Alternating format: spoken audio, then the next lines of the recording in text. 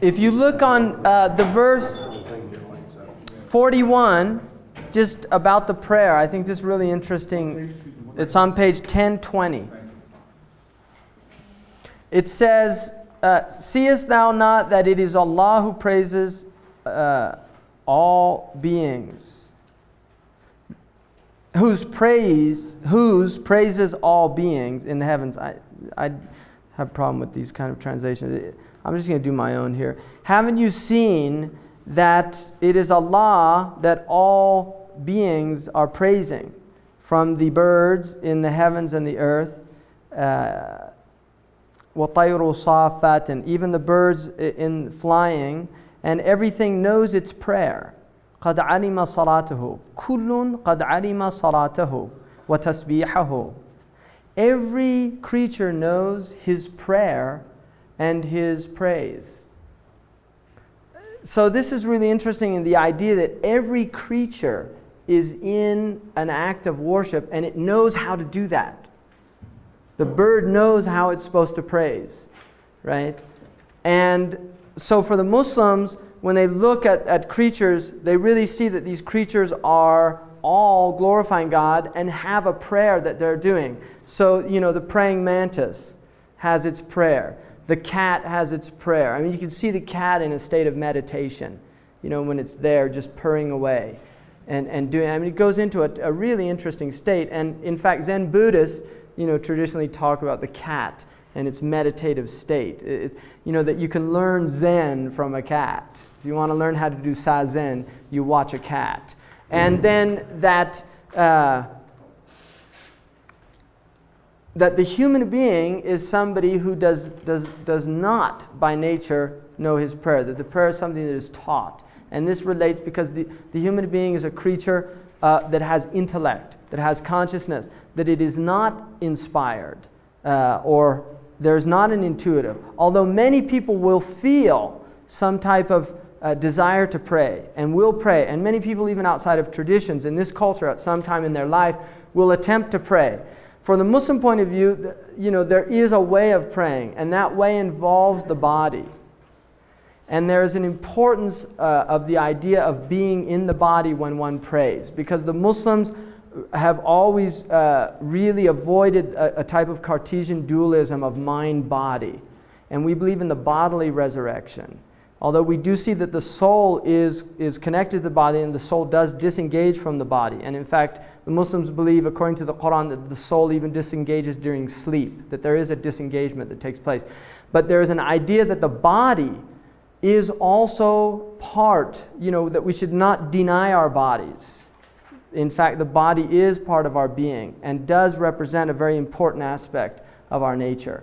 And so the prayer is a physical prayer as well as being a spiritual prayer, that the body itself is being used as an act of worship. And so there is a standing, and then there's a bowing, and then a return, and then a prostration. And each of the limbs is participating in that. In fact, the 7 limbs, Hakim talked about that, the 7 limbs.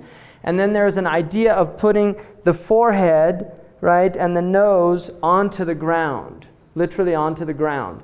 And the act of this, there's a symbolic act, which is elevating the heart over the intellect. That there is an idea that in the act of worship, that we are submitting the intellect and we are elevating the heart, because the heart, according to the Muslims, is the organ of cognition, and what it was created to do was to come to know God. It was to come to know God. So this is something some of the scholars have mentioned. It's not really, it's just a symbolic type of. And then the prayer that I didn't mention here was the afternoon prayer. At the point that the sun reaches a point where the shadow will cast the like of a thing plus whatever the shadow at the meridian point was. So most people, if you measure your height to your feet, the vast majority of people, what they call the 2 standard deviations, right? 95% of people are going to come between 6.5 to 7 feet of their height, if you have normal foot size to your height. So if you literally lie down and put a quarter at the tip of your head and something at your feet, and then you see and measure it, and you go 1, 2, 3, you'll find that your height will generally be about 7 feet. And so for the Muslims, traditional Muslims measured the sun with their body, which is again using the body as an act of worship, because measuring the sun's shadow is considered an act of worship. It's part of remembrance of God.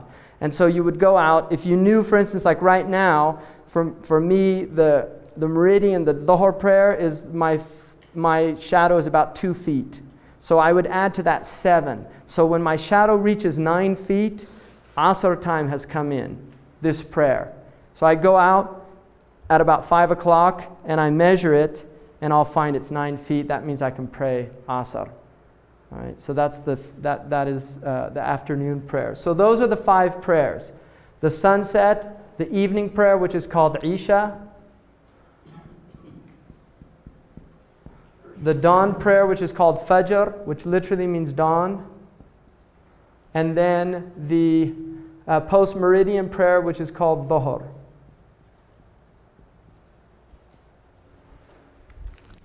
So those are the prayers. That's the first pillar. What you will do, or the second pillar, not including the Shahada. What you will do is you will 5 times a day stop everything. In Muslim countries, traditionally, people left their shops. I mean, this is less so now because Muslims are being secularized like everybody else. But traditionally, and you can still find this in some countries, Muslims will leave their shops. Oftentimes they didn't lock them. They would literally put drapes, because for somebody to steal while somebody was praying, even a thief had a sense of honor there, right? That was not a good thing to do. And it's interesting that traditionally many court cases were decided based on what's called a oath, where the judge would say, do you swear by God that you're telling the truth or lying? Historically, many court cases were solved because people were quite literally afraid of bearing false witness or lying in that. And they would say, I can't say that. And that would literally end the trial. Many cases like that historically. So traditionally people did have a sense, that there were certain things, even the thief had honor. There's a famous story of Imam al-Ghazali, great theologian and scholar, who studied he's from Tus in Persia, and he'd studied in one of the great Persian cities, and he had spent 2 years transcribing all these books by hand, because this people, there weren't printing presses, you wanted books, you had to write them out. He went to the library, spent 2 years doing that, and on the way back, their caravan was attacked by brigands, and they were taking his books, and al-Ghazali begged this chief of the thieves, you can't take all my knowledge. And the thief laughed, and he said, what kind of knowledge do you have when somebody like me can steal it? And al-Ghazali said that he realized that God had made him say that, to let him know and to remind him that true knowledge was not in books. Right? What's that? Yeah, that's it. What's that? The 5th prayer, let's see, you would have Maghrib, Isha, Fajr, Dhuhr, and Asr is the last prayer, Asr. And that means the afternoon prayer.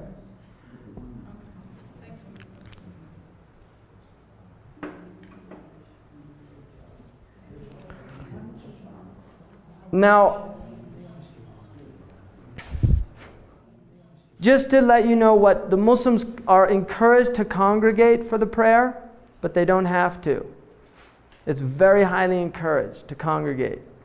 Women can go to the mosque and congregate if they like or if they don't. It's not encouraged for them. The house is actually where the women generally pray in most Muslim cultures.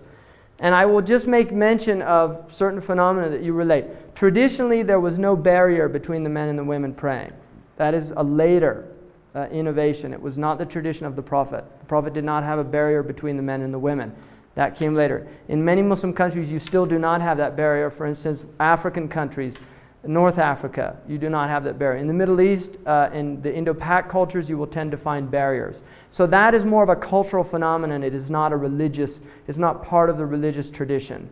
Even this, what they call the masharabiyya in the mosque here, which is this a latticed woodwork between the men and the women, that is not traditional. That is, well, it's traditional in terms of Muslim culture, but it is not from the religion. The religion does not say that. That is something that people introduced as a cultural phenomenon. So, and that's important to remember. And there are some countries that, you know, I think a few where there's an extreme patriarchy there, and, you know, women, it's really hard for them to pray in the mosque. And that, again, is a cultural phenomenon because the Prophet prohibited that. He said, do not prohibit women from going to the mosques. And it's a sound hadith. Where? Which country? I think probably on the Arabian Peninsula, you will find in some of the mosques in the villages. In Mecca and Medina, definitely not. There are women praying there. Mecca, you'll look here, the black are generally the women. In the pictures, if you see of Mecca, the Kaaba, when you see big black groupings, those are generally the women, and the white are the men, right? Because in that country, they tend to wear black and white. The men wear white, the women wear black. In Algeria, the women wear white. So that, again, is a cultural thing of color. In West Africa, where Dr. Nyang is from, women they're like cockatoos. You know, they're very, very colorful. Lot of color in their hijab. And Morocco, it's pretty much almost like a basic kind of unisex type. They wear a jalaba, and the differences would be in the colors, but the actual jalaba is very similar. The women wear the same dress as the men do, except the colors distinguish. So, The communities that do this gender separation, do they think of it and explain it as being Islam? I think mostly they do. I think most of them do. You know, and you get, you know, I mean, patriarchy is a phenomenon worldwide, and we are as susceptible to it as any other culture. I think there's been a lot of artificial mechanisms at trying to break it down, but nonetheless, you know, there's still a lot of remnants. I'll give you some examples. In Muslim law, and Ruqayya is going to talk about this, but in Muslim law, a woman does not have to serve her husband in her house, and she cannot be forced to.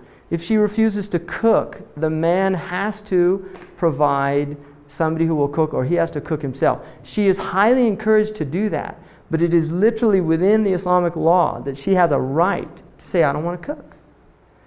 Right?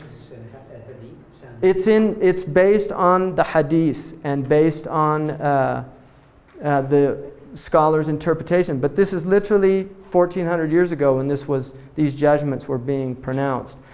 You know, that women, the money is theirs. If a woman earns money, she can actually go to a qadi. If the husband takes the money from her, she has a right to go to a qadi, and because it's a crime. It's not his money. Any money that comes into hers is hers, whereas the money that the man earns, a portion of it has to go to the woman by law. So it's very interesting. You know, I think that you know, the phenomenon of the abuse of certain characteristics that the man, certainly physical, which is changing in this country, but generally in most societies, men tend to be physically stronger and have been able to coerce women physically to do things. And there's a very interesting verse in the Quran, which is about Asya, the wife of Pharaoh, when she says, "Oh God, save me from my husband, the tyrant." And I just find that's really fascinating that's a dua. You know, it's a prayer in the Quran from a woman about her husband who's a tyrant being asked to be saved from him. And I just wonder historically, you know, how many women that has been a type of, you know, sustenance for that type, you know, in this culture as well. I mean, we still have very serious problems with domestic violence, and we tend to really look at the public space and not so much, we forget about the private space, about you know, a lot of mental cruelty, it's all still going on, But there's a type of openness that has emerged in the culture where these things, people can talk about them. Mauritania, where Sheikh Abdullah's from, we were talking about this, about domestic violence and things like that. And it's interesting that in Mauritania, it's impossible for a man to hit a woman. It's literally impossible. One, because of tribe. In other words, marital relationships are they're very related to the family. And so for there to be any injustices towards the woman, it's going to affect very heavily on relationships, interfamily relationships and things like that. And the women generally tend to be very educated from his group particularly, and know their rights, and they're strong women. There's also no polygamy in that culture at all, because the women put a condition in their marriage contracts: I don't want a second wife. And they know that's a right that they have. Right? They can stipulate that in a contract, and they do that. Absolutely. From Hadith? It's from, again, it's from the scholars' understanding and interpretation. There are early community instances where that was from the companions, where that was established. Did somebody ask a question? Yes, could you speak a little about the ablution? Ablution? The cleansing, I guess. Okay, good point about the prayer. There is a water cleansing, ablution. I hate that word. I don't know where that comes from, ablution. Ritual ablutions. It's a Latin word, but I just don't like it. It's Catholic, do you think? Is it? It's used in the Catholic Church. It is, isn't it? Yeah, I think that's where they got. It's always bothered me, that word. I just don't like the way it sounds. It sounds like something bad. Ablution. Brother, do your ablutions, right?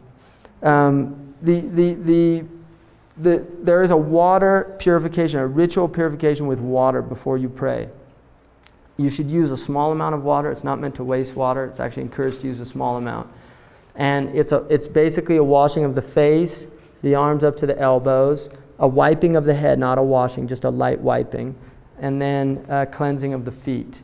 And the idea is to enter into a ritual state. All religious traditions have this idea of entering into a ritual state of purity before you go into the divine space. And that's the idea there. And the proof that it is ritual and not related to actual physical type, although it does have physical qualities, is that you can use earth to do it in the absence of water. So you use the earth. The Prophet Muhammad said that the earth was given to my community as a place of worship, the entire earth, that we can worship anywhere on the earth, and as a purification, that the earth is seen as a source of purification. And the Prophet Muhammad, peace be upon him, said in a tradition related by Tabarani, he said, beware of your mother, the earth, that you should transgress or oppress her, because she will bear witness against all of those who have transgressed against her. And there is an idea in the Islamic tradition, literally the Prophet Muhammad said that the entire earth is raised up on the Yawm al-Qiyamah, on the Day of Judgment, and will bear witness. And the Prophet Muhammad said that rocks will bear witness, that trees will bear witness, that rivers will bear witness against those who did harm to them without just cause. Right? Is there a tradition of ritual cleansing for women after their menstrual cycle? There is. Like in the Jewish tradition, yeah. A woman is considered ritually impure during the menstrual cycle, and she does not pray during that period, right? Because that is a cleansing time. She does not pray during that period. She's absolved from the prayer, and there's no stigma related to. In fact, the Prophet Muhammad, because in some of the Orthodox Jewish tradition, the woman is, the man stays away. Yeah, she's separate. The Prophet knew, because there were Jews living in Medina, and he wanted to break that tradition, and it's recorded that he recited the Quran while on the lap of his wife Aisha while she was menstruating. And he was letting people know that there's nothing wrong with the woman during that time. It's just a period of personal purification, and it does not extend beyond her. She can cook.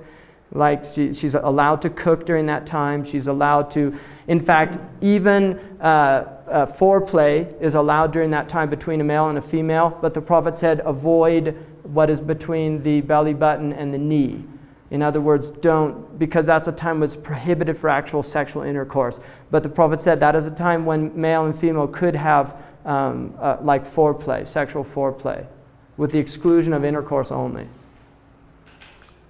So, any questions now just about all that's transpired? Was there a number of times, repetitions for the ablutions? Good, yeah. 3 is encouraged. 1 is what's obligatory, and 3 is encouraged. No more than 3. It would be discouraged after. Is there anything to the notion that certain sects wash their hands from the hands to the elbow and others from the elbow? No. One way. There's one way to do it, which is down like that. I mean, pretty much all the schools are the same on the wudu and the prayer. The prayer, there's some difference, like Maliki, a school prays with the hands at the side, and also the Shia pray with their hands at the side. The other schools pray with the hands here or here, some up here. So you're going to get slight variations, but the basic movements are the same. And some will move their finger to concentrate in the last part of the prayer, and some won't. Do they do the left hand first and then the right hand? Right hand, always right to left. In the Muslim tradition, left, it's cosmological. Left, I mean, in Latin, sinistra is left, right? There's always this idea that left is kind of sinister. It's the bad side. In the Muslim tradition, it's not like that. There's not a stigma like that about left hand. Like in Europe, there was a stigma related to being left-handed. And people, I mean, my mother she went to Catholic schools. She was left-handed. She got the ruler until she learned to write with her right hand, which now we know is actually damages. That's one of the things that some people think are result in learning disabilities and things like that, because there's a confusion that takes place in the body as a result of that. But in the Muslim tradition, there's no stigmatism related. Like, I'm left-handed. Umar ibn al-Khattab he wrote with his left hand. There's no stigmatism attached to that. But people are supposed to eat with their right hand. The left hand is used for cleaning, like the urine and cleaning the feces. Right? So the right hand that's why you would never shake with your left hand. You would always shake with your right hand. So in Muslim cultures, the right hand is very important. And one of the reasons that the thief loses the right hand is it's when they break there's a deep breach of the social contract when a human being steals from another human being, and there is literally a severing from the society that takes place. So to lose the right hand is a very traumatic experience in the Muslim culture. Is there any linguistic parallel between the right hand, the word right, and the word law, as there is in a number of... Absolutely, yeah. Right, yameen, means, it's like an oath is called swearing, a yameen, right. I swear that this is true. You're swearing with the right.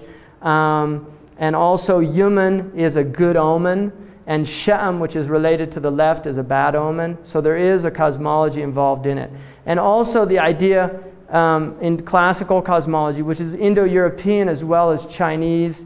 In the Chinese cosmology, the south is yang, which is over, and the north is yin, which is under. The same in the Indic, the Dravidian culture and the Indic cultures, that the word for south is in Sanskrit relates to over or above, and the word for north is under. And classically, maps were generally put the south on the top. And you will notice out there that Al-Idrisi's map puts Africa on the top and Europe on the bottom. There was a switch with the European cartographers when they kind of realized that there's some philosophical implications here, being under or inferior as opposed to being over and superior, and they literally switched the maps around. But the book that a lot of European cartography was based upon was the Book of Roger, which was done by Al-Idrisi for the Sicilian king of Sicily, Roger, and he had his maps with the south on the top, which is related to facing the east in the morning. So the back is called Gharb, or the unknown, which is west. The east is called the Mashriq, or facing the radiance of the sun. The south is called the right, like Yemen means the right. It's also the southernmost place in the Arabian Peninsula. And Shamal is from north, which is from Shimal, which means left. So north is considered left to the human body. In terms of, this is cosmological, in terms of cosmology. So the north would be under the south. And the Muslims traditionally did their astrolabes with the south the projection was from the south, looking up to the sky. Any other questions? You said earlier that in some countries or cultures it's difficult for the Muslims to be reflective about their religion. And I was wondering if you could enumerate some of the reasons why it's difficult to do. Well, because I think people in the Muslim culture, it's just a given that you're right. You know, like it used to be that way in this culture. You know, it was just given. Christianity was true. Everything else is false. That's just a given of any culture that has a dominant religious teaching that still has power and influence. And certainly Islam is still in that position in the Muslim world, where to question or to really think, why am I a Muslim?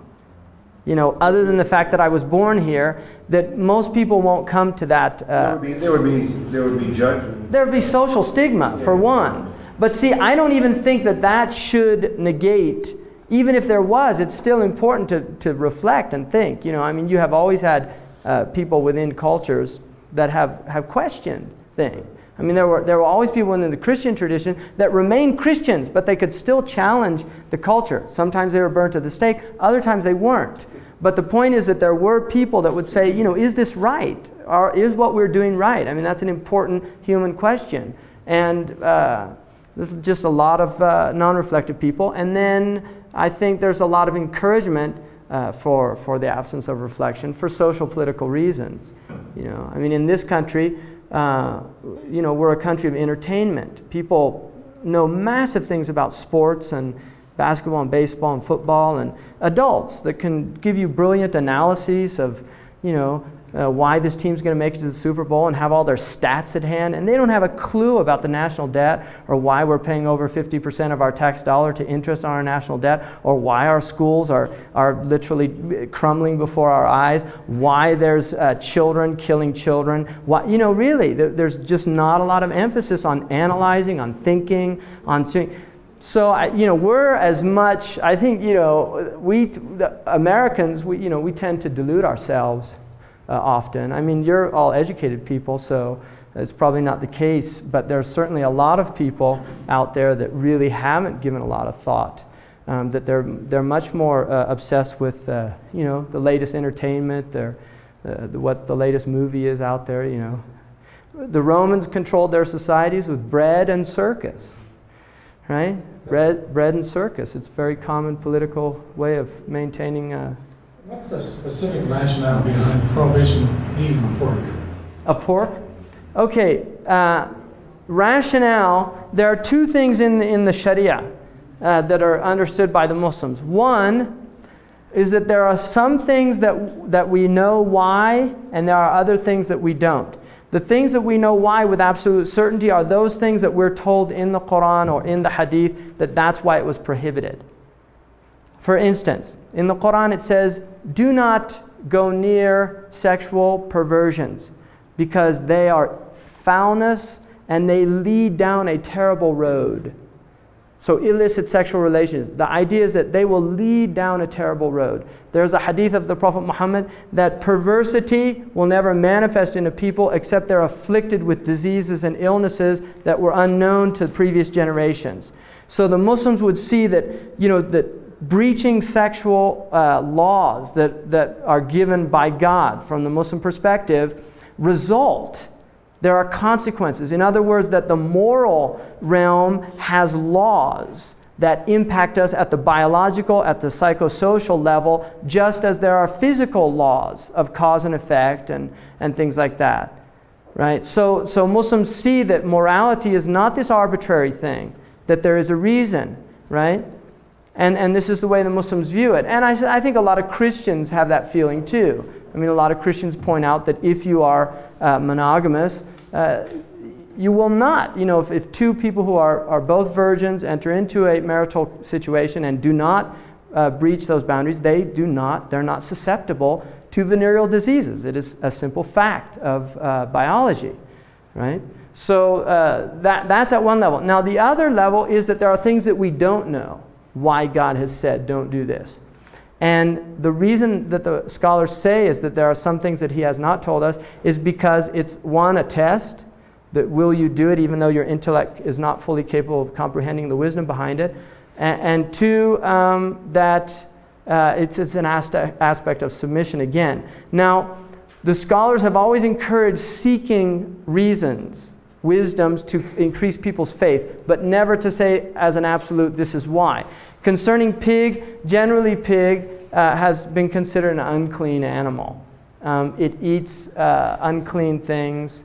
Its form is it's an unclean form. And some modern Jews, like Reformed Jewish tradition, some of them who've gone to very liberal positions have pointed out, this was really for trichinosis and diseases that related to, but now that we know scientifically, and they would actually consider it acceptable to eat pig. The Muslims would never go to that. Why is shellfish not prohibited?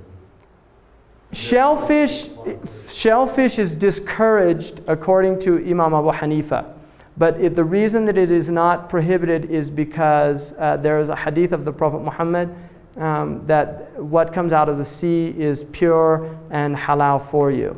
And that's where it comes from. But Abu Hanifa did consider it makruh to eat shellfish, because it ate unclean things. And that was the reason that he gave. So that is a position, but it's not a dominant position.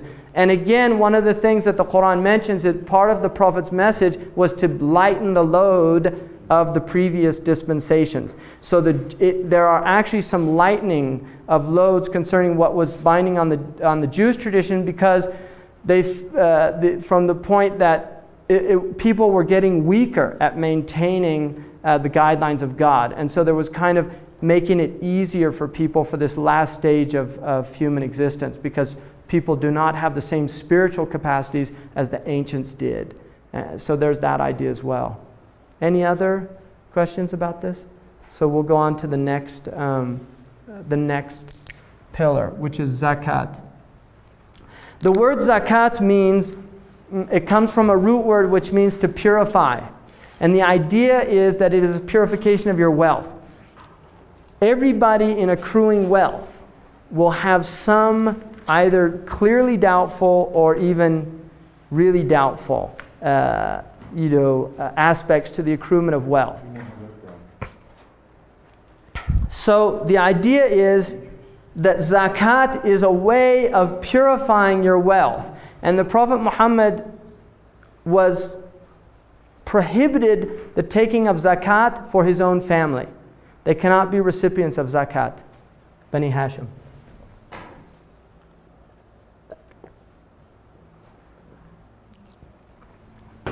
The reason is that he said that zakat is like the feces of wealth. In other words, the body needs to let go of its impurities in order to maintain its purity. And zakat is seen as a letting go of one's wealth in order to purify and make the wealth that it has grow, literally. Yeah, but if how do they then turn that around to the recipient who is receiving this? The recipient who receives the wealth, for the person it is a purification. Yes. For the one receiving the wealth, it is a right. It's seen as a right. And so it changes perspective. There's a shift in perspective. In other words, the one receiving it is not receiving anything filthy.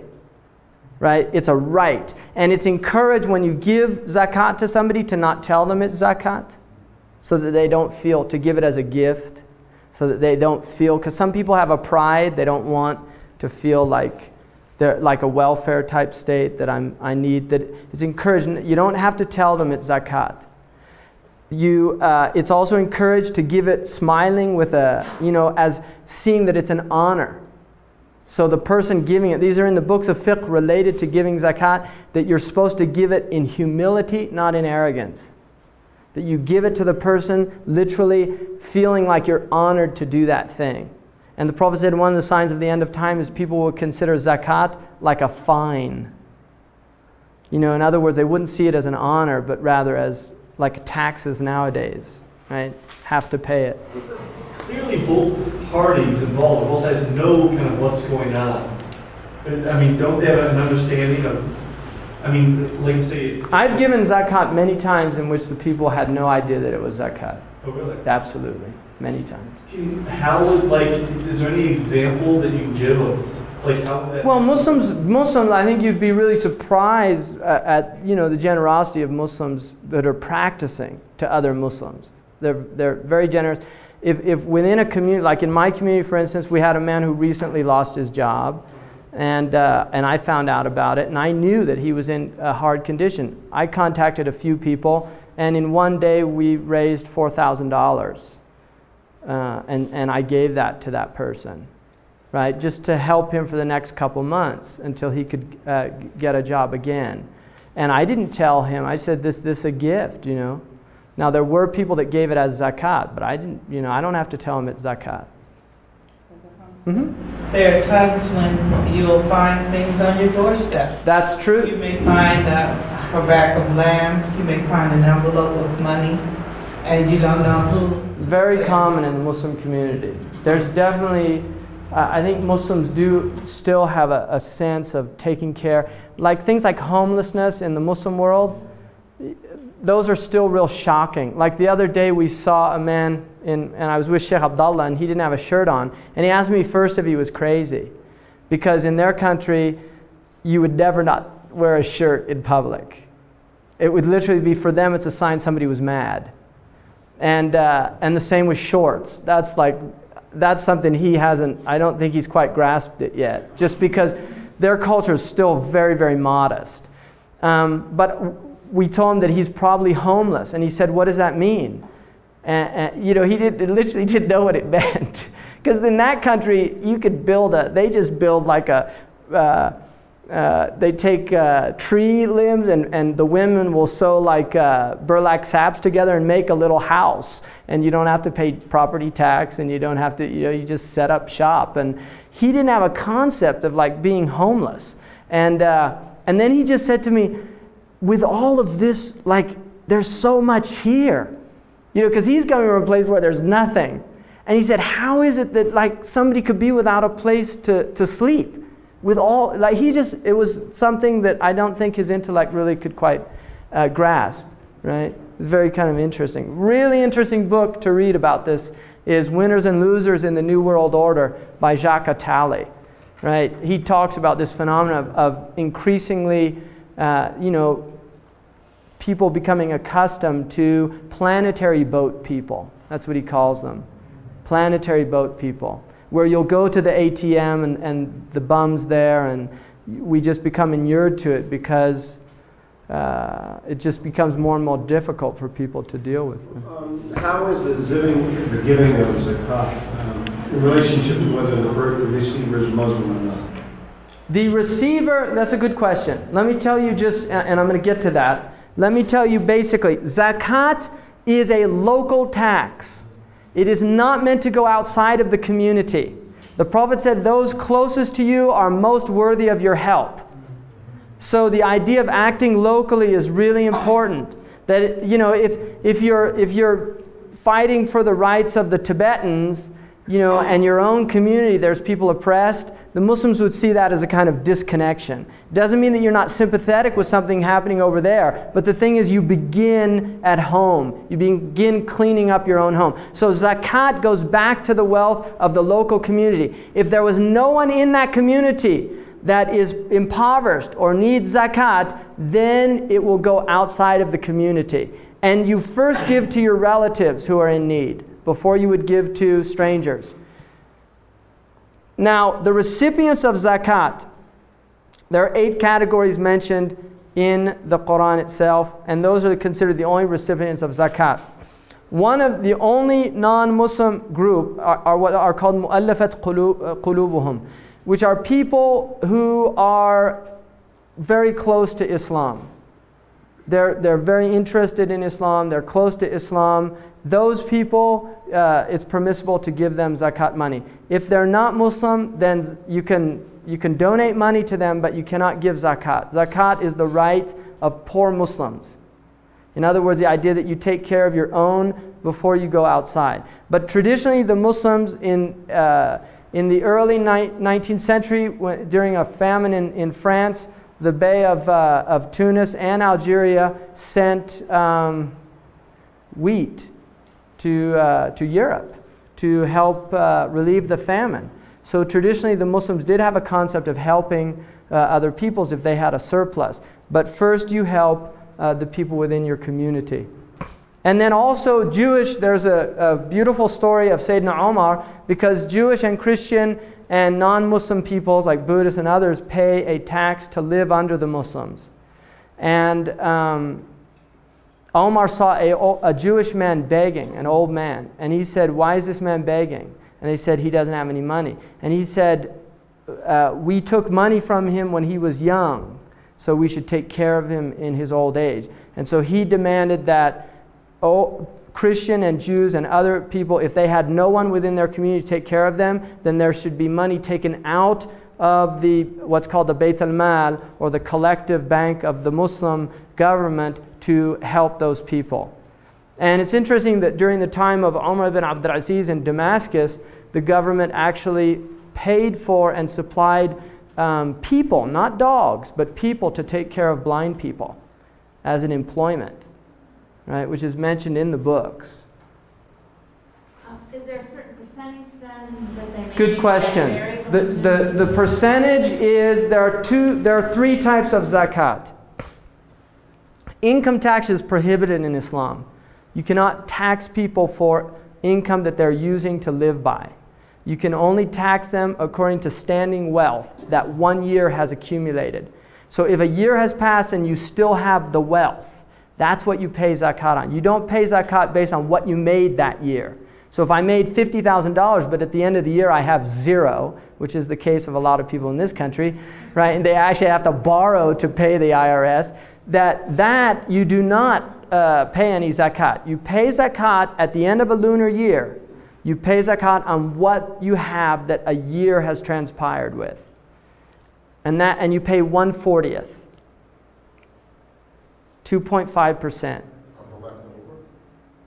No, of the entire thing. So if I had $40, I would pay $1. Oh, yeah, so you pay 1/40 of what remains After the whole year, yes. Yeah, it's not a big amount. But if, go ahead. You may only need, let's say, a $6,000 car to get around. Wants and needs. Right. I mean, you may only need, let's say, a $6,000 car to get around. But you buy a $100,000 one. Exactly. Okay. Herb asked, I think, a good question. Where does want and need come into this? In other words, if I'm a wealthy person and I buy a car for $100,000, and I'm a poor person, I buy one for $500. Can I just spend my money on that? Yes. Wealthy people, their money is discretionary. It is highly discouraged to waste, and it is actually prohibited to be grossly extravagant. But the Prophet Muhammad said, Allah loves to see the traces of His blessings on His creatures. And so it's encouraged for a wealthy person to dress, not extravagantly. He should wear things in order to show the blessing on him. And there's a beautiful book called Envy Towards a Social Theory. Fascinating book about the disruptive aspects of envy in a culture. And one of the worst things in Islam is envy. It's literally considered one of the worst things. It's one of the 7 deadly sins in the Christian Catholic tradition. My father was Catholic, and he said that he's unfortunately familiar with about 4 of them. And his friend told him, one's enough to kill you. But envy is one of the 7 deadly sins, right? In our Western tradition. In the Islamic tradition, it's also one of the real bad things. And so the idea is that poor people should not envy rich people. It's really considered a bad thing to envy rich people. Poor people should thank God. In fact, the Prophet Muhammad said, in terms of your worldly condition, always look to people below you. And in terms of your other worldly condition, always look at people better than you. So in terms of righteousness, piety, look at people that are superior to you, that you might never become deluded about yourself and you always want to improve. But in terms of the material world, look at people worse off than you so that you feel grateful for what you have. Just briefly, what was the book that you said was, you mentioned the influence, the effect of envy? Yeah, it's called Envy Towards a Social Theory, and it's a German author, and I can't remember his name right now. I actually just got the book a couple months ago, and so I don't have the author's name yet. If there's no income tax and zakat is determined on somebody's net, It's like a capital gains tax more. It's like capital at the end of the year. Okay, does the zakat satisfy and fulfill the needs of the poor? Is it their poor due? Is it? There is a scholar in Qatar who has proven that if zakat was paid in the Muslim world, there would be a gross surplus of wealth today.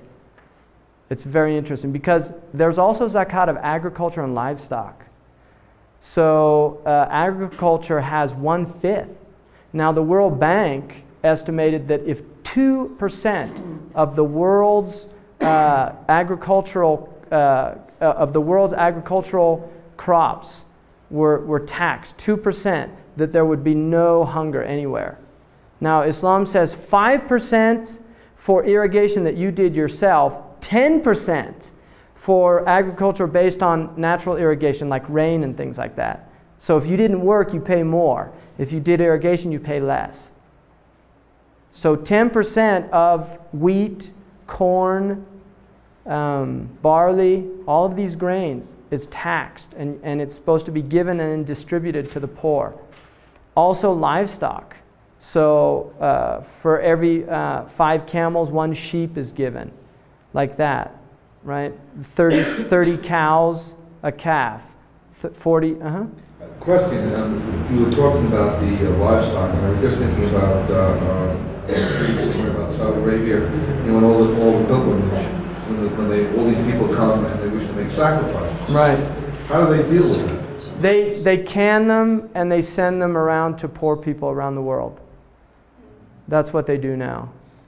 The meat that's sacrificed during the Hajj, and no, I didn't sacrifice. You don't have to sacrifice if you made there's 3 ways of making Hajj. And I made it the way that the Prophet ﷺ made it, where it's not obligatory to sacrifice. You can if you want to. I did not sacrifice. But if you do sacrifice, the meat can either be eaten there, it's encouraged to distribute it amongst the poor. And the Eid, the reason that's encouraged to sacrifice during the Eid traditionally was that poor people generally did not eat meat very often. And so the idea was on the Eid, it was a time when you brought meat to the poor people to give them meat. Now meat is becoming more increasingly cheaper, and so you're finding people are meat eaters all over. Sayyidina Omar said, beware of meat because it has the addiction of wine. And he also said to one man who used to eat meat every day, every time you desire meat, you buy it? And he said, yes. And he said, I'm afraid you're going to be from the people who lose all their good deeds in this world. In other words, that you enjoy the world so much that you can't show the right gratitude. So it was not encouraged to eat meat all the time. And now Muslims have become heavy meat eaters, but traditionally most Muslim cultures were really more semi-vegetarian cultures. It's kind of more of a recent phenomenon, the heavy meat. And beef is very new in the Muslim world. Traditionally Muslims were not beef eaters. They were goat and sheep. In Muslim cultures, where, particularly in the 20th century, where there's been, say, oil discovery and wealth, how is that affected zakat? Or is it causing problems between? That's a really good point. Yeah, there is a lot of problems. There's a lot of resentment. There's a lot of envy, things like that. But technically, buried wealth, there's different opinions about it. Most of the scholars say that it goes to the Muslim collective bank, what's called the Bayt al-Mal, and it should be used to develop the Muslim communities, to help the poor, to build schools, to do these things. It should not be personal wealth. Some say that no, 20%, it should be taxed 20%, and then the land of the people that it was found on, they're the ones that benefit from it. So there are some differences of opinion, but there's definitely, in many of the countries where there's been natural resources discovered, and the Muslims do have a lot of natural resources in the Muslim communities, there's just been a gross expropriation of the wealth and exploitation of it, which is very unfortunate. And there's also been a lot of outside influences. I mean, we know when Mossadegh, who was the prime minister of Iran, wanted to nationalize the oil, there was a CIA coup that ousted him. So there's hands outside that are also impacting very seriously how the wealth is being used.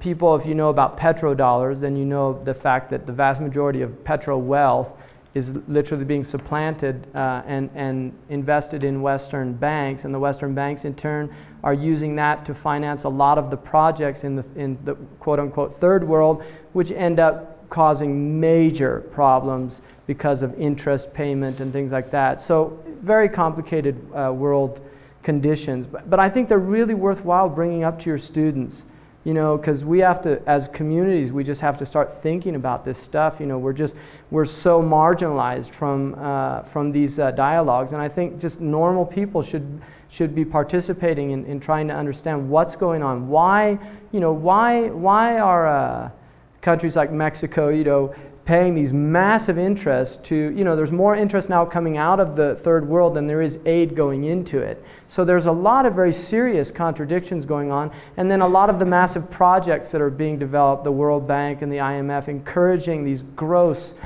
projects, the dam now in China and Brazil and these type of things that really, if you read somebody like Suzanne George, really worth reading. Fate Worse Than Debt, Ill Fares the Land, How the Other Side Dies.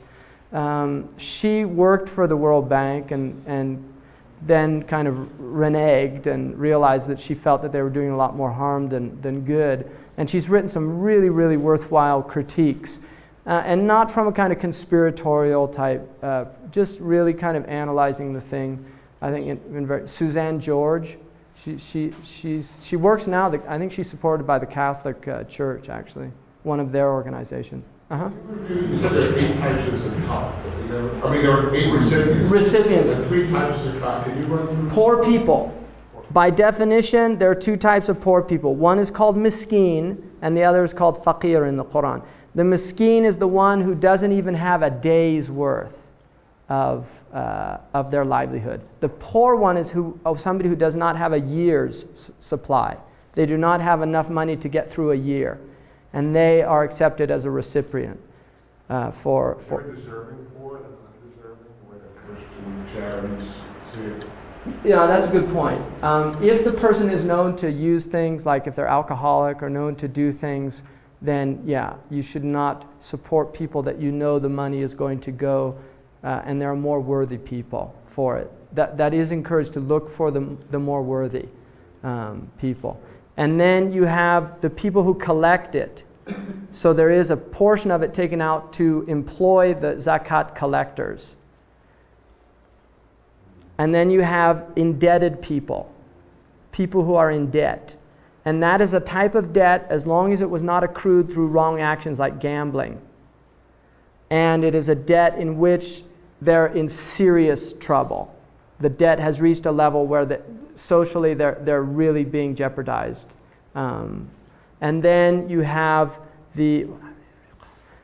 and also indentured servants, people who bonds people. Because in Islam, traditionally, although this doesn't exist anymore in the Muslim world, traditionally there were people who were bondspeople that were under the yoke of somebody. And those people in Sharia, if they desire to be freed from that yoke, then they have a right to zakat to pay off whatever their worth is, right? And so that's a group. And then also so that's 5. And then you have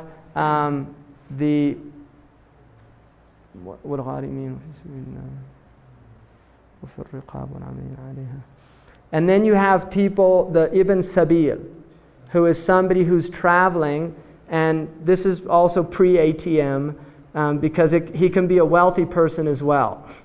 So it's somebody who's traveling and they were robbed, and they're far away from their home and they don't have access. And it still happens because ATM isn't, right? 80% of the world still doesn't have telephones. By the way, right? So here we forget about that, right? But it's for somebody who was traveling and they lost their wealth. Those people are asked they're permitted to get to receive the zakat. And then for people who are called mu'allafat qulubuhum, which are either near Islam or they have just come into Islam, and you can give them zakat as a way of binding their hearts to the community. And then the last group is fi sabilillah, which are people who are defending the homelands. So anybody who is defending, like jihad, like the Bosnians, when they were fighting, many people sent their zakat to Bosnia or Afghanistan, for instance, right? And there are many people, I think, that support the Palestinians, viewing that as a valid, struggle, things like that. So that's basically those are the recipients, according to the Quran. I would think that the answer to this would be no, but if you're an American Muslim and you're paying 35% income tax, you also pay 2.5% wealth tax? Absolutely. In fact, more so. Some of the scholars have said if you're giving 35% to the American government, which is using a lot of it for things that you should probably give another 35% just to counterbalance, and then pay zakat on top of that. A lot of Muslims have a lot of cognitive dissonance about taxes in this country, particularly immigrants who, their countries are, there's just a lot of problems going on, and they feel there's a lot of cognitive dissonance there, because of such a huge portion of our taxes go to military. I think 54% is still allotted to defense and military budgets and things like that. I mean, what's education? 17%? Is it even? No, I think it's what? 17%? It's about 17%, right? So, but again, if you're in a country, you have to follow the laws of the land. So it's actually prohibited if you come into a country by Sharia, even though the laws are against Islam, you either have to make hijrah or you have to follow those laws. It is prohibited, like it would be prohibited for a Muslim to cheat on the income tax, given that that is a law in this country. They would either have to leave or they would have to pay it, because the conditions of coming into the country, one of the conditions is that you'll obey the laws of the land. And the Prophet said, the Quran says that fulfill the trust that you have given to its people. So when a person comes into this country with a visa or a green card, and it says you're expected to obey the laws of the land, then you are expected to. So it's actually a breach of Islam not to. And that is something, unfortunately, some Muslims aren't aware of. I just want to clarify one point. I heard two different things. One, that it cannot be for your own family, and the other, that it's forced to be for your own family. No, it can't be for your own family if it's like a trick. In other words, I give my wife my zakat, she gives me her zakat. No, it's to your family if they're poor and worthy. Then they should be the first recipients. Now, the government does have the right, if there was a valid Islamic government, they do have the right to collect zakat. That is a right of the government, and the government would distribute it. In the absence of government gathering of zakat, then it is an individual responsibility on the Muslims. How do you determine what is a valid government? Well, any government that has that has the authority is considered valid. If there's it's prohibited to go out against the government. Like revolution is actually prohibited in Islam, in the Sunni tradition, not in the Shia tradition. They do have a difference. I mean, that is an important distinction. The Sunni tradition believes that they have a right to fight and oppose an unjust government, whereas the Sunni tradition says that the people should be patient and ask God to change the conditions and rectify themselves, but they should not actually physically bear arms, because that would lead to a greater tribulation than the actual injustice, which is bloodshed amongst people. So in the Sunni tradition, it's actually like what's happening in Algeria, for instance. That's prohibited by Islamic law to do that. And that is the classical Islamic view. And the group that goes out are called Khawarij, which are the seceders. And you can find them historically. There's always been groups that have said that. But the traditional Sunni position is that you cannot go against the ruler.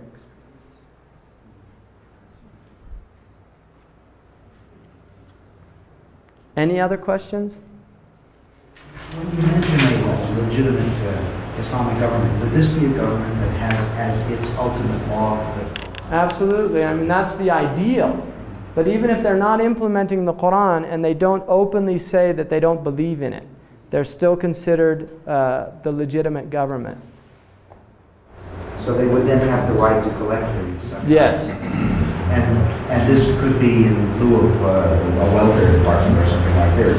Zakat, that's the whole point of zakat. Yeah, it's to help the poor people. It's a right of the poor people. And it's interesting because the Prophet said, take from your wealthy the zakat and return it to the poor people. So it's almost like, people get rich off poor people because the vast majority of the world's population is poor. I mean, we forget that. We really do have a very high living standard. But the vast majority of the world's population are poor people. And the wealth, even America's wealth, is largely dependent on a lot of, of wealth from other countries.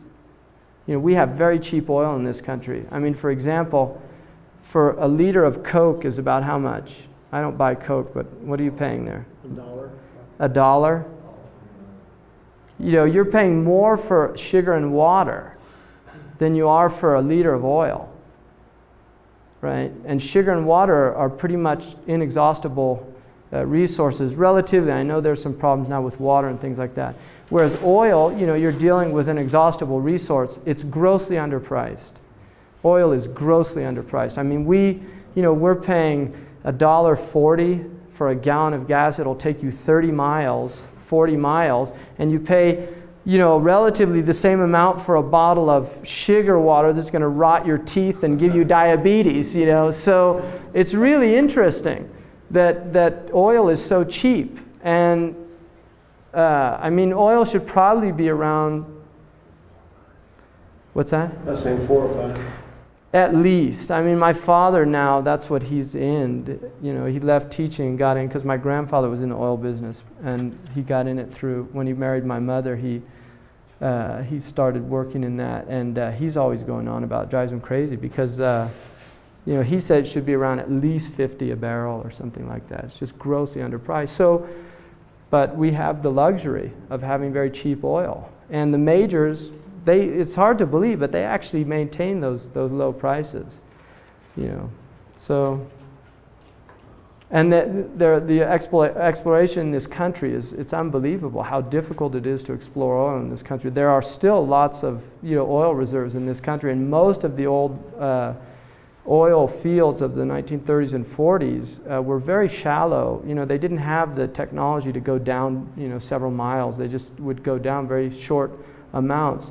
But oil it's really discouraged to explore oil in this country, and most of the majors are just not interested anymore, because they're making so much money off. It's more expensive. It's much cheaper to buy underpriced oil from the Arabian Peninsula than it is to explore and exploit the resources here. Mm-hmm. I know you want to cover the last couple points here, but let me just clarify one thing. So Muslims in the United States would pay, obviously, the federal and state and city income, property taxes that they owe. In addition to that, they pay 2.5%. Yes. Of, and many of them do, and many of them don't. There are many Muslims that don't pay zakat anymore, but there are many that still do, because now it's just it's an individual thing. There are many Muslims in my area. There are about 70,000 Muslims estimated in the Greater Bay Area. Maybe from that 70,000, 8,000 to 10,000 are actually praying. So, and from that 8,000 to 10,000 of those praying, there might not be some that are paying zakat. So it's now become more of an individual. Do you think that's a fair estimate, Suleiman? Because you're more familiar with those type numbers than I am. Isn't it? I reason it's about 10% generally within any given population in this country. Do you think that's accurate? Yeah, that's good.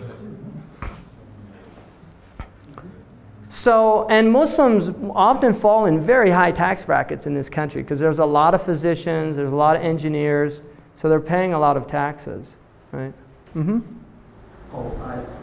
In this category, in the zakat category, is that where you were planning to discuss the idea of lending at interest and paying interest in this sort of? That's another, I was going to do that with the Sharia, but I can bring that up now, the idea of just, yeah, let me just get through that. Go ahead. Okay. No, lost it. I'll come back. Okay, just when it comes back. Fasting is the next pillar, and that's one lunar year out of the month called Ramadan. It will change. Now it's interesting also to note that the lunar year is basically, it will make a full cycle. In other words, it will go through the solar year one time every 32 years. So if a person average lifespan is somewhere around 65, now it's a little higher in this country, but you're going to be fasting 2 times in all the months of the year. So Ramadan will be in December twice in your lifetime. Now it's very interesting because that's related to a kind of justice as well. Because of the different places on the earth, you will find that Ramadan, for some people it's very long at a given part of the year, and then other people's it's incredibly short. So in England, there are periods where it will be very long, and then there are periods where it'll only be like 7 hours, very short fast. And then in the middle part of the world, it's actually quite reasonable. It's usually around 12 hours if you're near the equator. So in the winter, they're very short days. In the summer, they're long days. Fasting is basically abstaining during the lunar month of Ramadan from food, from drink, including cigarettes, from taking anything past the throat. You can rinse your mouth and things, but anything past the throat breaks the fast. And from sexual, both foreplay and actual full intercourse. So during the month of Ramadan, those things the Muslim is commanded to abstain from, both men and women. In my school, which is the Maliki school, it's not encouraged for children to fast. It's actually discouraged. And if they get older, like around 10, 11, then they can fast if they want to. But it's not considered something that you should force a child to do. So, any questions? Fasting's pretty straightforward. Is there any? Mm-hmm. There have been some students at my school who, during Ramadan, even though they may have been sick and should have been drinking fluids, didn't drink. Muslims, you'll generally find, are pretty rigid about that. And that has to do sometimes with not fully understanding the tradition, because if you're diabetic, it's actually prohibited to fast. If a physician thinks that it's harmful, it is prohibited by Sharia, and you would actually be doing something haram in the teaching. You would be doing something prohibited, because preservation of the self is the second, after preservation of religion, it is the second highest priority in the Sharia. Could you go through the categories of those who are exempt, other than you said diabetics? Old people, if it's difficult for them. If they're able to, but it's hard, they have a choice. People who are traveling have a choice, but if it's hard, they're encouraged to break it. And if it's extremely hard, undue, then they have to break it. A pregnant woman, a nursing woman, and she can either decide for herself or get a doctor's opinion. And the doctor's opinion would be binding on her. Anyone who has a physical illness, like diabetes, or they have to take medicines regularly throughout the day. Now some scholars have permitted like asthma inhalants, that does not break the fast. There's a difference of opinion about that, but my sheikh gave a religious opinion that it did not break the fast because it went into the lungs. And smoking broke the fast because it was unnecessary, right? Which a smoker would definitely disagree with that. Soldiers, right? What's that? Soldiers. Good point. Yeah, somebody who was fighting, and they needed their physical strength. Now, Hakim Ali Jawan, it was kind of became national news because he was fasting during the playoffs. And, it would be prohibited really for him to do that, to break his fast. Because it's a sport. Right. That's why. If it was a valid job, like it is permissible, for instance, if there was a harvest that had to be done and they could not do it fasting, and they would lose the crop or something like that because of that, some type of situation like that, then it would be actually permissible to do it. What are the hours of fast? Fasting goes from the Fajr prayer, which is dawn, until the sunset prayer. And then you can eat, sleep, you do sleep in the daytime anyway, but you can eat, drink, and have relations with your husband or your wife. It's during the nighttime. How about getting married? During Ramadan? During Ramadan. You could. Absolutely. Prophet got married in Ramadan. Yeah. Mm-hmm. Ramadan predates Islam. The month predates Islam, not the fasting. But the lunar months of Islam predated Islam. What predates Islam is the rites around the Kaaba. During Ramadan. No. Ramadan does not predate Islam. Fasting in Ramadan is second year Hijrah. Before that, the Arabs did not fast. And the Quran says, fasting has been prescribed upon you just as it was prescribed upon the people before you, in order that you might learn discipline. So it's actually considered a spiritual practice to discipline yourself. Now, if you think about it, people who abstain from for a whole month of not eating during the daylight hours, it gives the body, there is a very strong discipline that goes with that. It's prohibited to backbite at any time. Whether it's a Muslim or a non-Muslim, you are not supposed to talk bad about people. It is prohibited to lie. It's disencouraged to talk a lot, empty talk in Islam. It's just not something encouraged. There's a tradition, the Prophet said, كَرِهَ اللَّهُ لَكُمْ الْقِيلَ وَالْقَالَ. Allah dislikes empty gossip. Thoreau said that gossip was good in homeopathic doses. To head back to a question I'd forgotten earlier, you said if there were a legitimate Muslim government, then zakat could be applied. And I know that a lot of Muslims think there is not, but there are governments that claim they are, right. Correct? Have any of the current governments that claim to be Muslim governments started to collect? There's zakat. There's some zakat, absolutely, in the Emirates, in Arabia, in different places. They do have zakat, and people can pay it through government. Can or not? No, they don't have to. Okay. Yeah. But with a legitimate Islamic government, it would be allowed for that government to do it. Require, Yes. Yeah. To require. Mm-hmm. Okay. But nowhere requires it currently. No. Okay. Could you explain that? Why Ramadan? Is it when the angel Gabriel? Okay, good point. Thank you. Yeah. It's Ramadan. The reason Ramadan is the month of fasting is generally it says that this Quran was revealed in a blessed time. شهر رمضان الذي أنزل فيه القرآن. The month of Ramadan is the month in which the Quran was revealed.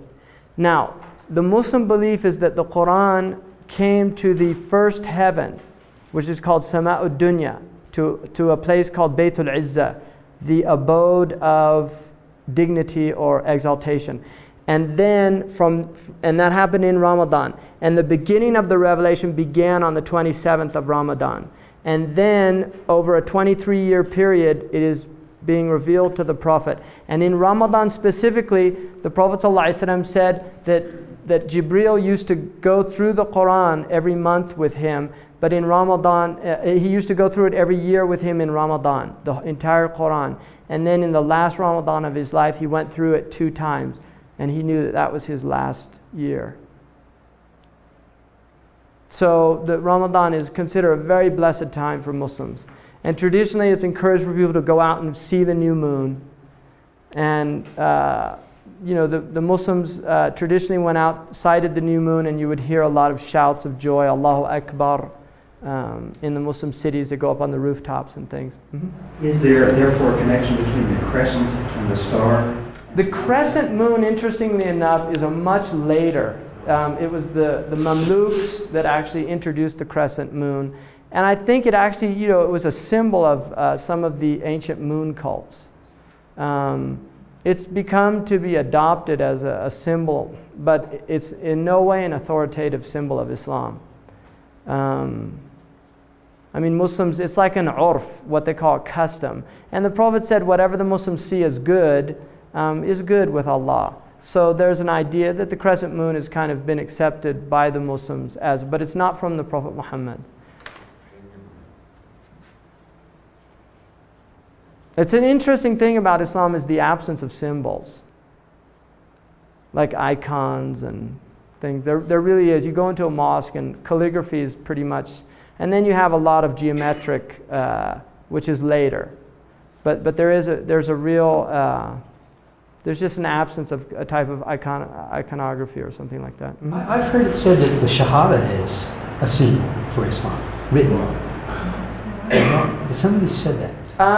It's traditionally the Prophet did put it on his flag, and so it traditionally has been like. But again, when I mean symbol, I mean more like an abstract, not so much language. Language is symbols, obviously, but I mean like a cross or the Star of David or the Om Simbu statues. In traditions you have a lot of symbols. Like Hindu tradition has many, many symbols. The Christians have the Stations of the Cross. In a lot of Catholic churches, you'll see those type things. So finally, Hajj. Now, just about the fasting, I would say that traditionally the Muslims viewed fasting as a time of discipline. You should control your talk, your speech, not talk a lot. Learn to control the sexual appetite. Learn to control the tongue. It was very important. The Prophet said in a tradition, whoever guarantees for me what's between his two jaws and his two thighs, I guarantee him paradise. In other words, if you could break those two desires and really discipline yourself in those two things, then, And it's interesting, the symbolic relationship between the mouth and the genitals. It's fascinating. There's been a lot of traditions that have examined that. The idea of the createdness, that the mouth is like a womb and the tongue is like, a male organ. That there's a type of, that language is a type of created, it's an aspect of creativity. There's an impregnation that takes place from the mind of thought that emerges in the child of speech and things like that. So there's some fascinating relationships there. Let's see. Hajj. Hajj, the pillar of Hajj is the fifth pillar, and I think it's really wonderful to me that of all the pillars of Islam, even though all of these pillars are based on ability, zakat, if you're not able to pay it, you don't pay it. Fasting, if you're not able to fast, you don't fast.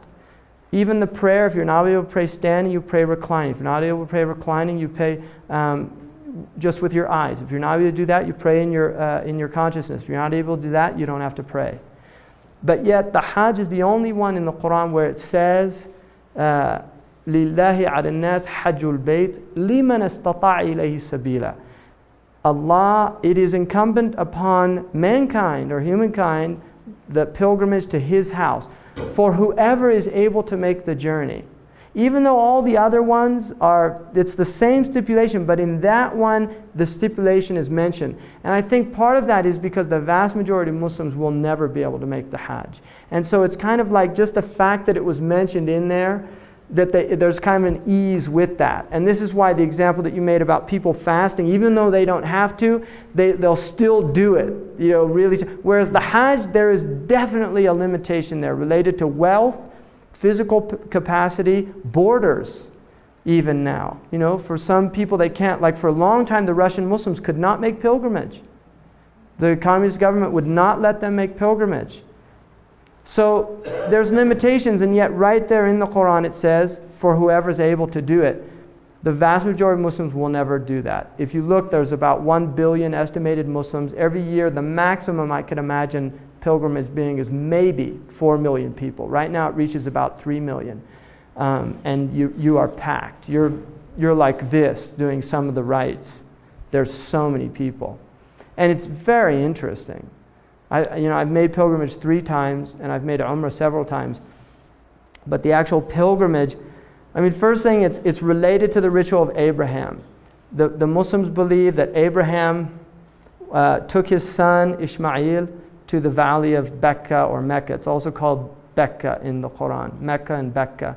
And he was commanded to leave his maidservant Hajar and Ishmael in that place. It's a barren place. And then he left them.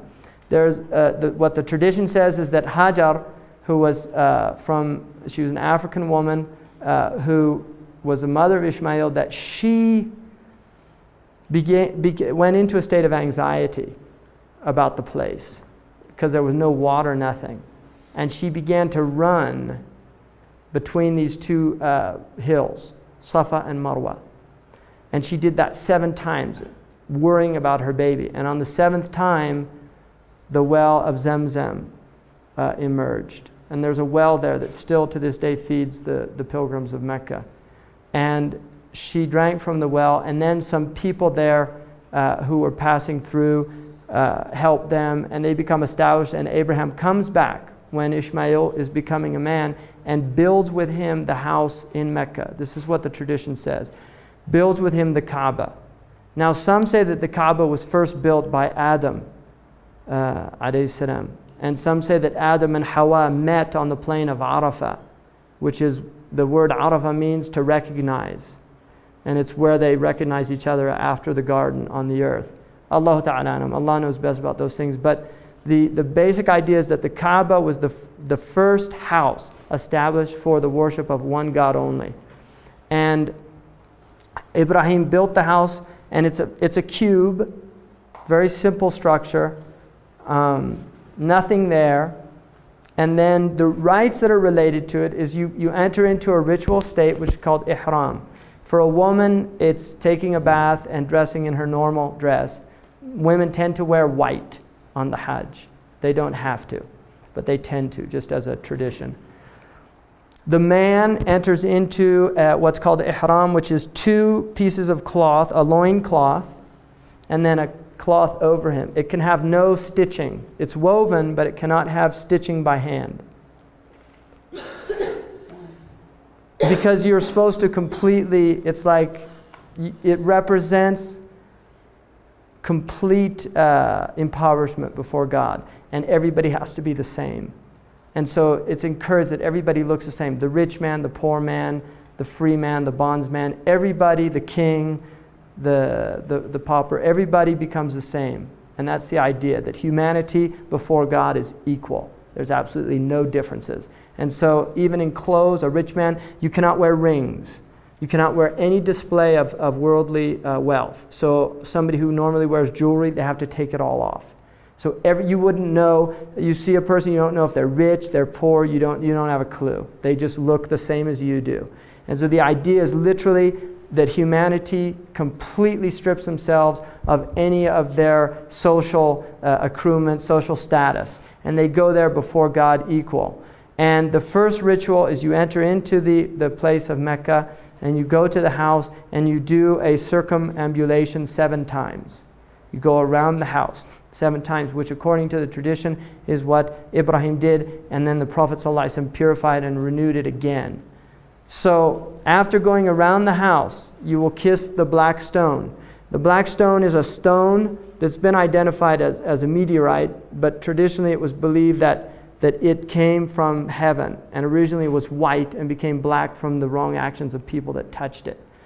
And you go and you kiss the stone, and the Prophet said the stone is it's like the right hand of God on the earth. In other words, it's symbolic, like you go and kiss the hand of the king or the Pope. For the Catholics, they would kiss the ring. That there you go and you kiss the stone as a symbol of being invited to the house of the king. And you kiss the stone, and then you pray 2 rakats or 2 prostrations at the place of Ibrahim. It's called Maqamu Ibrahim, where Abraham built the house. And there is actual place, a maqam, and there are 2 footprints in there that are traditionally considered to be the footprints of Abraham. And then at that point you go, you drink from the well of Zamzam, and you make prayer. It's a good place to make prayer. And then you go to Safa and Marwa, and you go between them 7 times. And there's a period where you actually do a quick run. It's not a sprint, but like a jog, which symbolizes Hajj's running through that area. And then after the 7th time you've completed that, you go to Mina. And Mina is a place where you prepare for Arafat. So you clean yourself again, and then the next morning you set out for Arafat. You will spend the day at Arafat. It's a plain that is considered to be a preparation for the Day of Judgment. You're literally preparing for the day when all of humanity is before God in a nonlinear sense, no front, back, right? It's not anthropomorphic, but is before God and goes naked, stripped of all of their worldly distinctions, and you ask for forgiveness. And so the prayer of Arafat is to ask forgiveness of God, to come. It's very powerful because you are literally seeing humanity there. I mean, I've been to the Vatican at times when there's a lot of people. I haven't been to any of these Hindu gatherings, but I've never seen anything like it in the sense that literally there are Chinese people, there are Indonesians, there are Malay people, there are African people, there are black Africans, there are white Africans, there are Turkic people, there are European people, now there are American people, there are Mongolians, there are Chinese from different places in China, there are Cambodians, there are Thai people, Vietnamese people, Filipino people. People literally coming. It says in the Quran they will come from every deep crevice. They will come from every valley, and they will come to this place, and they're all there. You just see the whole thing. You see sick people, you see healthy people, you see people crawling, you see people being carried. Some people literally carry other people on their backs. You see people carrying their parents.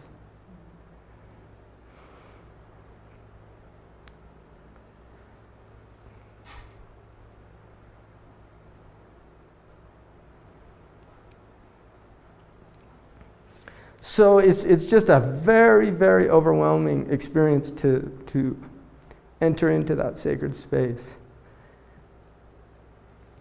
And the great reminder on that day, the verse that was quoted when the Prophet made Hajj, there was a black man who gave the adhan. And the Arabs looked down on, they had this racism, and they looked down on it and they said, they asked why that man was giving the call to prayer. And so the verse came down that we have created you in peoples and tribes to know one another. So the idea is people come there really to learn. It's a little difficult. I'm kind of getting back into that space, so just excuse me for a second. Hajj, for some reason, I just have a hard time talking about because I've been there, and I've had the experience, and they start coming back to me, that experience in that place. But so I'll just try to get over this. The verse just said that, we have created you in peoples and tribes to know one another, and it says the noblest in the eyes of God are the most conscientious. In other words, the one thing that the Prophet said on the Hajj pilgrimage was there is no preference over a white man or a black man or a black man over a white man.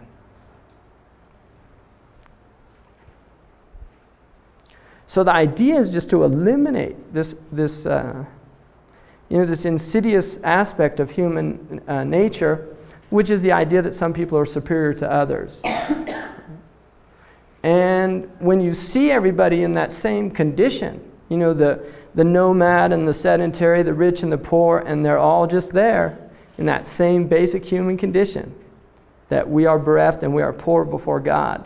It's very powerful as a reminder, that beware of considering yourself above this person next to you because of something incidental like color, or because of something like wealth, or because of something like beauty, or because of something like lineage. That in that place, all of those things disappear and you're just like everybody else. You are a a naked creature that has to eat, sleep, and defecate and urinate and menstruate and procreate and do all these things, and there's something very basic and fundamental to your humanity. So the Hajj really does, and what I've noticed with people who make the Hajj is there is often a very powerful transformation that occurs in their life. It really is a very transformative experience. You are not the same person. You don't look at other people the same way, and there's just a transformation. And traditionally they said if a person comes back worse from Hajj, bad sign. They said either he went there with the wrong intention or it wasn't accepted for whatever reason. So the idea is that Hajj is really a time when you complete it, that it's your life's journey and you're ready to die. And that really is a kind of completion. So those are the 5 pillars, and that's a very quick and general overview. So what time is it now? Quarter after. Oh, it's 12:15? So I went over. We started late. Now you can't do that when there's bells and things, right? So any quick questions? How long is The Hajj only lasts for 4 days. Yeah, and it's actually 3, and then there's the last. Can you explain the part of the Hajj where they throw stones? Good, yeah, I forgot about that. There is a point where, according to Abraham, the tradition, Abraham was like tempted by Satan or Shaitan, and he cast stones. And the idea, the Muslims believe in an entity called Iblis, which is where we get Diablos, or Shaitan. And Shaitan in Arabic means from Shaitana, which means to take people away from or to distance people. And the idea is that there is an entity whose role and function is to attempt to distance people from God, to separate them from God. And there are 2 types of shayateen. There are human ones, and there are ones that are in the unseen realm. The human ones, according to the Prophet, are worse. Right? Human, like warmongers, people like that. People that they thrive off creating. There's actually people that will want to create wars between other people. It's kind of hard to imagine, but there's people that make a lot of money doing things like that, and they derive a lot of benefit. So, and it's also, I really consider in a lot of ways there's a lot of people with, I read this thing called Ad Week, which is really, I would really recommend if you're teaching any social studies or sociology type courses to get your students to read that magazine. Because I think it really wakes them up to the idea of manipulation within their culture. The fact that there are people manipulating them at very serious and psychological levels. And Ad Week is a magazine that it's very hard to find in your average store. You can get it at very good places where they have almost all the magazines. And it's a magazine designed for people who are advertisers. It's not a consumer magazine, it's designed for people. And the interesting thing about the magazine is that the commodity being sold is human beings. That's what's so fascinating. When they put the ads out, what they're trying to sell you is an audience. And they'll guarantee you a certain percentage of sales from that audience. And they really bring really interesting things. Like they had one where last month's Ad Week, and I'm interested just because I'm very interested in media and I'm interested in education. I really think that the media has been very effective at educating people in a certain way. But they had one that said that the recent study that they did, the psychologists showed that the American men, that their number one sexual fantasy was with nurses. And what they said was that this was very useful for advertisers because they could have like a beer commercial where a nurse comes in with a beer and the man's in the bed and they don't have to do anything overt. But for that group out there that happens to think that would be an interesting thing to explore, there would be a type of what they call anchoring in the subconscious, right? And so there's a sexual stimulation related to that type of beer. And this is the type of thing, they really do this stuff, this type of research. And I think to just empower young people, to let them know that really that there are forces out there that do try to manipulate them for their own good, and to kind of become aware of that so that they're not such victims, that they kind of get a type of critical analysis. Another really useful book was a PhD dissertation done, and I can't remember her name, but it's called Decoding Advertisements, which is a lot about, and it's not, there's some real crazy type about a lot of the real, subliminal type things that I think go a little too far. They start reading things in that just aren't there. But these are more done at they're academics. This is a very serious academic study of trying to understand really what's behind the whole ideology of advertisement. So, any other questions? Uh-huh. Could you just tell when they Oh, so what? Thank you. I got off. I'm a tangent. Go off on these tangents. What you do is you pick up these stones, 21 stones, and then you throw 7 stones at these 3 pillars. And it's a purely symbolic thing. And unfortunately, some of these hajis get a little out of hand and they start thinking that really is the devil, right? So you get some stones. And there was a hadith in which a man was throwing big stones and the Prophet said, beware of going to extremes in your religion. The Prophet actually hated extremism. He really did. He was very wary of extremes. He was a very balanced person. He said, my way is the middle way. He did not like people that were fasting all the time. He said, I eat and I fast. He did not like people who abstained from sexual relations. He said, I have sexual relations. He did not like people that stayed up all night. He said, I pray and I sleep. So he really was very wary. He saw one time there was a rope in the mosque tied to the wall, and he asked what it was, and he said, so-and-so put that for when they fell asleep, that it would keep them up. And he said, take it down and tell them not to do that. He saw another man who swore that he would stay in the sun until such and such happened, and he would fast. And the Prophet told him, tell him to get out of the sun, and just finish his fast for the day, but not to go into the sun. So he was very against extremes. And so you're supposed to pick up very small pebbles and literally just throw them like this. It's not supposed to be like, whoosh, So people take sandals and throw. I mean, it gets a little crazy. The throwing is actually probably the hardest part of Hajj because people do get a little out of control. And then you're dealing with a lot of, unfortunately from the Muslim world, you're getting a lot of people coming out of very ignorant backgrounds. A lot of them don't know their tradition. They haven't learned the rules of Hajj. So you have a lot of things. But it's amazing, given the amount of people, given the space, given the intensity, there are very, very rarely any incidents of, I have never heard of any outright violent incidences where people actually, other than I think there were some riots that the Iranians during the whole Iranian Revolution did. But my 3 times on the Hajj, if somebody starts getting angry, there's all these people around them just tell them, be patient, you're on Hajj, and they remind them and things like that. And people respond to that. And the same is true in Ramadan. You're fasting, just relax and calm down. Can you explain that feast at the end?